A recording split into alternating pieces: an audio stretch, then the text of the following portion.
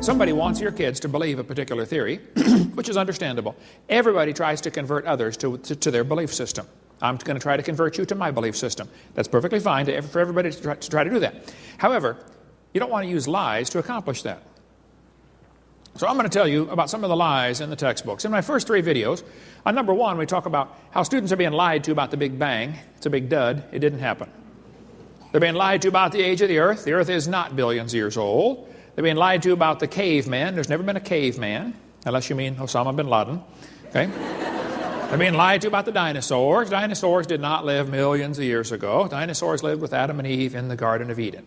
And on this tape, we're going to talk about at least 25 or 26, maybe even 30 if we get time, more lies that students have to face in their textbooks.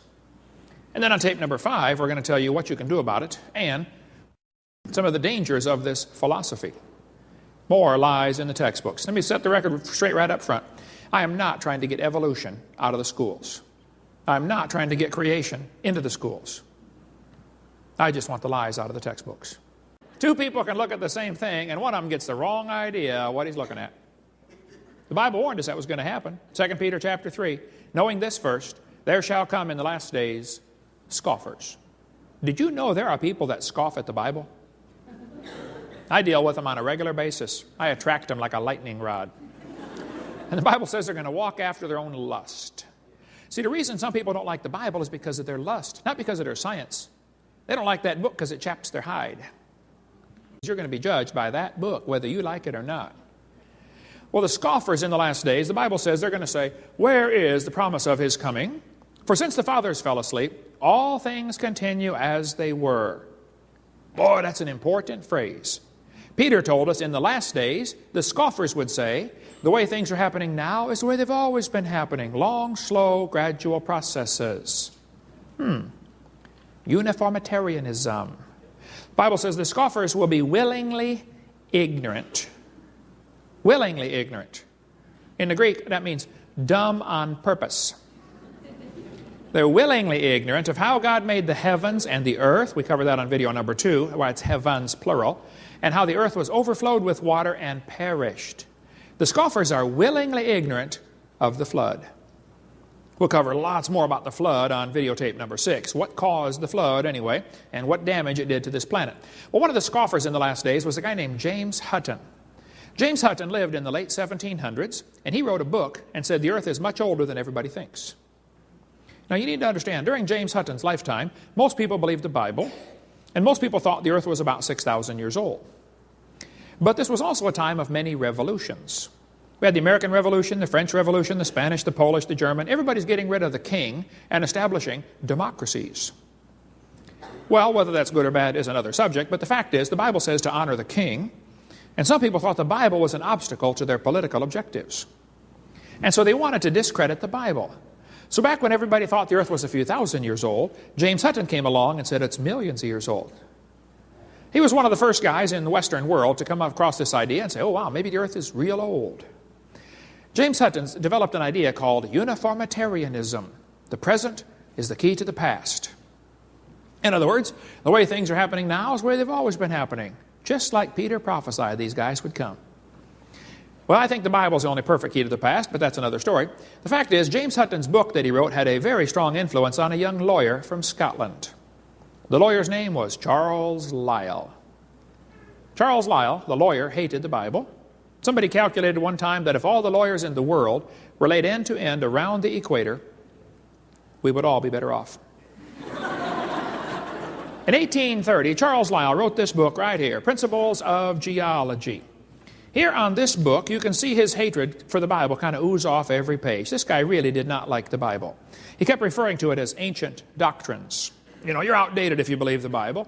He talked about those people who have religious prejudices because they believe the Bible. He said, men of superior talent who thought for themselves and were not blinded by authority. I mean, you can just skim through it for yourself and you'll see he didn't like the Bible.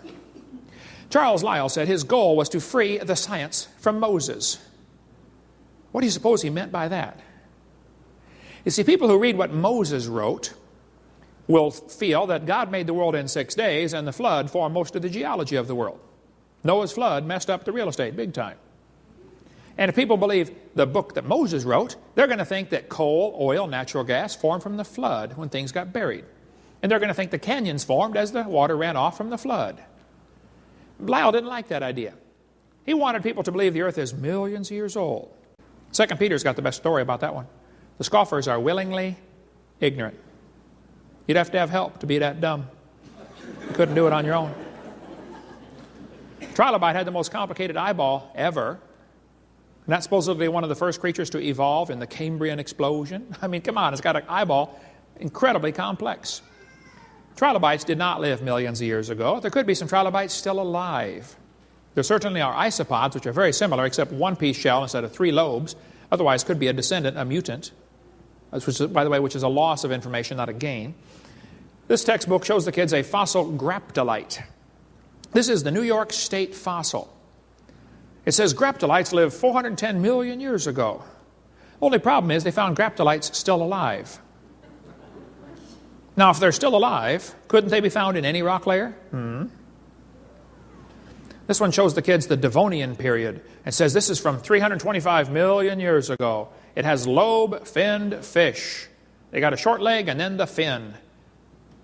Well, this is silly. Lobe-finned fish are still very much alive today. It's called the coelacanth.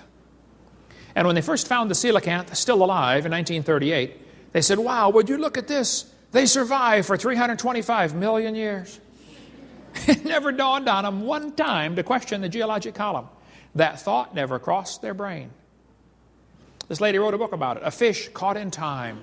Yes, boys and girls, this is our own great uncle, 40 million times removed. I'm not sure I can help somebody like that. I think all these birds have a common ancestor. I bet you're right, Charlie. It was a bird. And then Charlie said, you know, maybe this proves that birds are related to bananas. You say, oh, he didn't say that. Oh, he sure did. I got his book right here. Charlie Darwin said in his book on page 170, he said, it's a truly wonderful fact that all animals and all plants throughout all time and space should be related to each other. Isn't he saying the birds and the bananas are related? He sure is. That's a lie. There's no proof any animal is related to a different kind of animal, other than maybe a common designer. Charlie noticed what is sometimes called microevolution. I don't like that word. I think it confuses kids. Okay, I'm going to use it, but you understand what I mean. Microevolution is actually just a variation, okay? Dogs produce a variety of dogs. Roses produce a variety of roses. Nobody argues about that. It's a fact, folks. It happens. The question is, does it go any farther than that? Does it go into what we call macroevolution, where you change to a different kind? Walt Brown, in his book in the beginning, an excellent book, by the way, he says microevolution is horizontal. Macro would be vertical, changing to a different kind. Another way to illustrate it. Dogs probably had a common ancestor. Even the Great Dane and the Chihuahua probably had a common ancestor. I wouldn't question the fact that the dog, the wolf, and the coyote had a common ancestor. But every 5-year-old kid knows they're the same kind of animal. We had one try out earlier in the seminar. We had a dog, a wolf, a coyote, and a banana. We asked the 5-year-old, which one is not like the others? He got it right away. The banana. See, the Bible says they bring forth after their kind. National Geographic here has an article, From Wolf to Woof, how the dog evolved from a wolf. I don't argue with that. It probably did. But it's still the same kind of animal. Here's Mickey Mouse evolving. Yeah. The Bible says they bring forth after their kind, not after their species. But this guy says, the results of this and other similar surveys are startling because evolution has been a settled issue in science for nearly 150 years. They found out that 46% of adults in the United States do not think humans had evolved. Well, you better define what you mean by evolved. Right, the majority of folks do not think they came from a rock 4.6 billion years ago. Now, if you want to believe that, that's fine. I don't care what you believe, but don't call it science. Evolution has 6 different meanings. First, you'd have to have cosmic evolution, the origin of time-space matter. Secondly, you'd have to have chemical evolution. The hydrogen from the Big Bang would have to evolve to all 92 elements, plus the synthetic ones. Then you'd have to have what we call stellar evolution. The stars would have to evolve. And nobody's ever seen a star form. We see them blow up all the time. And yet there's enough stars out there that everybody on planet Earth can own 2 trillion of them to yourself. Those are the ones we know about. We don't know about the ones we don't know about. Then we'd have to have what we call organic evolution, the origin of life. Nobody has a clue how life can get started from non-living material. We'll cover more on that in the next session, about the origin of life. Next, they have what's called macroevolution, changing from one kind of animal into another. Nobody's ever seen a dog produce a non-dog.